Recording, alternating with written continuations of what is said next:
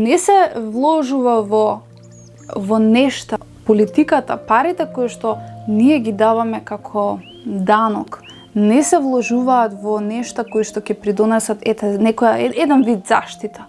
Наместо да се инвестира во компании кои што најчесто се инвестира во странски компании, каде што луѓето влегуваат во нив, обичните граѓани, и стануваат зависни, како не знам Джонсон Мети, некои слични фирми кои што ги прават зависни, влегуваат во зло и се инвестираат уште повеќе такви фирми, и на тој начин потоа политичариве се фалат со сите тие фирми, а всушност сето тоа е дел од зло и инвестирање на пари во нешто што реално е зло, нешто што ќе донесе само повеќе материјализам и повеќе ќе го вовлече општеството во злото.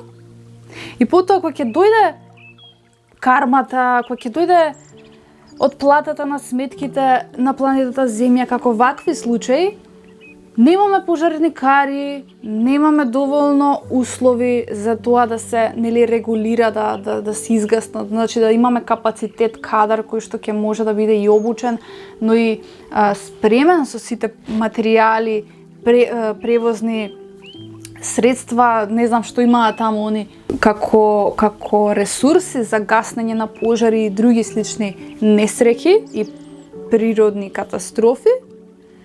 Не можеме да се справиме затоа што државата ги вложува парите, буџетот во погрешни нешта.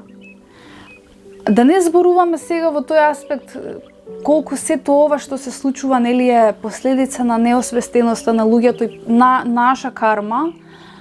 Меѓутоа, веќе кога сме кај тоа, ти треба да наоѓаш начини да се справуваш со предизвиците кои што минатото лето ни се случуваа. Значи, ова се нови пожари, нови искуства кои што веќе ги знаеме од претходното лето. Значи, ти веќе ако си имал искуство од лане, ти треба да бидеш спремен да создадеш услови за да може државата да се спаси.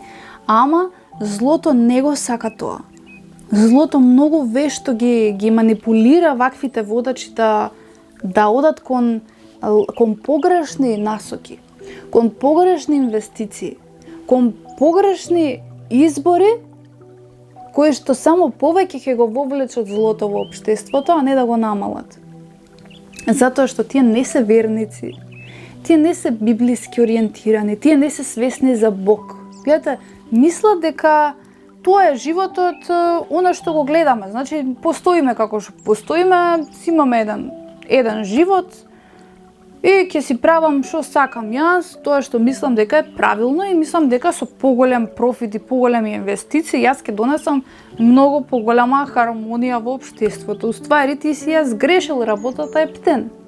Затоа што колку што повеќе инвестираш во материјалисти и компании, толку повеќе злото ти екзистира. Затоа имаме толку прекршоци во сообраќај, толку несреќи, затоа што луѓето не се свесни дека злото ги води. Злото им го уништува животот со тоа што ги тера и кон алкохол и кон бегство од проблемите, брз живот, несмирен духовен живот, брзање, хаотично живење, кое што гледате еден момент и толку е. Значи да крене на 120, 150 во сообраќај, му излезе некој во пресрет и толку ти е животот, или во затвор, или ќе си плаќаш казна.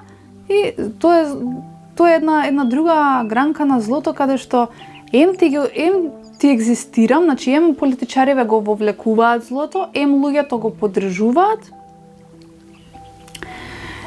злото мести сплетки да те докрајчи во такви, да речеме, ситуации, сообраќај или тепачка или нешто, и буквално да се го уништи животот.